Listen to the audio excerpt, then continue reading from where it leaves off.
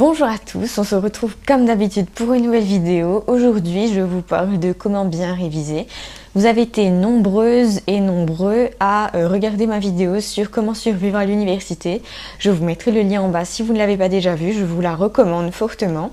Si vous n'êtes toujours pas abonné à ma chaîne, n'hésitez pas à le faire en cliquant le bouton s'abonner en bas. C'est totalement gratuit et je vous promets plein de vidéos inspirantes.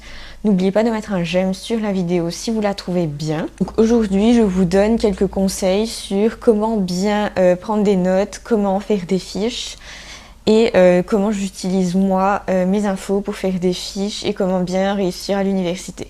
Donc tout ça pour vous dire que tant que vous ne prenez pas de bonnes notes, vous ne pourrez pas faire de bonnes fiches. Si vous ne faites pas de bonnes fiches, vous ne pourrez pas bien réviser, ainsi de suite. Bien réviser, c'est avant tout transcrire ce que le prof vous dit dans votre propre langage. Donc c'est pour ça que je pense qu'il ne faut pas être super intelligent. Ne vous dites pas que parce que vous n'avez pas bien travaillé ou quoi que ce soit, que vous êtes bête, que vous n'avez pas les aptitudes qu'il faut. Je pense que prendre des bonnes notes, c'est la clé, mais aussi transcrire ce que le prof vous dit dans un langage compréhensible pour vous.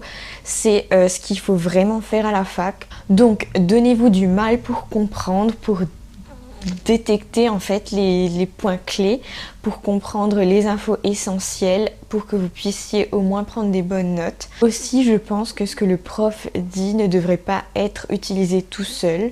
Vraiment à l'université ou que vous soyez dans une autre école, il faut vraiment prendre des livres à la bibliothèque, donc vraiment s'inspirer de manuels solides, de références, pour vraiment construire vos notes. Donc ce que je fais en révisant, c'est que j'ai mes petites notes que j'ai prises en cours à côté, j'ai mon livre à côté et dans la marge en fait je note les infos importantes, ou sinon quand je fais mes fiches, donc j'ai mes notes de cours, les bouquins, et après à côté je fais les titres qui correspondent à la fois avec le bouquin et à la fois avec mes cours pour bien créer cette division qui va être demandée en examen probablement. Donc c'est parti, pour prendre des bonnes notes, il vous faudra un cahier ou sinon des feuilles. Donc j'avais des feuilles blanches pour prendre des schémas et puis des copies simples, quadrillées de base pour prendre d'autres notes. Il faut bien sûr ensuite des stylos normaux, j'avais aussi des stylos feutres comme les Papermate qui étaient mes préférés.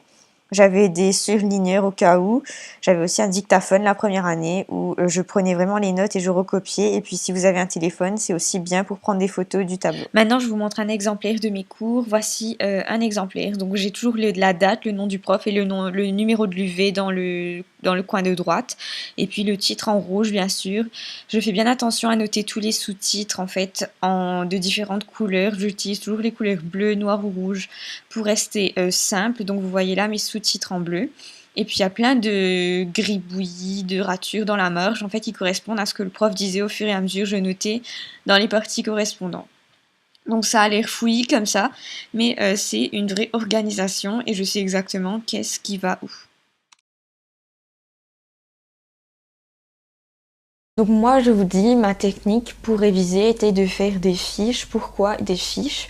C'est pas la seule méthode de révision qui existe, mais moi j'ai une mémoire visuelle et c'est vrai que j'enregistre mieux les infos quand je les recopie au propre et quand j'annote moi-même les petites choses en couleur, etc. Donc si vous avez une mémoire visuelle comme moi, pensez aussi à faire des fiches. Si vous avez une mémoire plus auditive, pensez à utiliser votre dictaphone pour écouter les cours. Utilisez votre façon d'enregistrer les choses, adaptez-vous et adaptez les cours à vous pour que vous puissiez comprendre le maximum de choses possibles. Donc je vous explique comment je fais mes fiches. Tout d'abord il faut du papier bien sûr. Donc je veux attirer l'attention sur le fait qu'il faut prendre du papier différent de vos papiers de cours, donc soit des feuilles de couleur, soit des copies doubles. J'aimais bien les copies doubles en fait. J'avais aussi donc tous les trucs de base, mes feutres, mes surligneurs et aussi je rajoutais des stylos de couleur pour mettre l'emphase sur certains détails. Une règle pour faire propre, bien évidemment. Maintenant je vous explique comment je fais des bonnes fiches. Pour commencer, je relis le cours vite fait, une page à la fois, et je cherche les principaux titres du cours, d'où l'intérêt de tout bien noter, les titres et les sous-titres pour bien distinguer les parties. Ensuite, j'utilise souvent soit des petites feuilles cartonnées comme ceci pour être pratique ou des copies doubles comme j'ai dit. Et je me pose la question, mais qu'est-ce qu'ils vont demander à l'examen et je l'écris sous forme de question à laquelle j'essaye de répondre moi-même. Donc vous voyez un exemplaire de mes petites fiches là et quand c'est trop factuel, ben, j'écris les faits tout simplement. Quand je révise après, je me pose la question et je vois si j'arrive à y répondre toute seule. Ensuite, j'aimais bien aussi faire des fiches sous format numérique, électronique, enfin ce que vous voulez. Et donc ça m'arrivait rarement, mais des fois je le faisais sur l'ordinateur et voilà, quand les cours étaient assez courts en fait, voilà.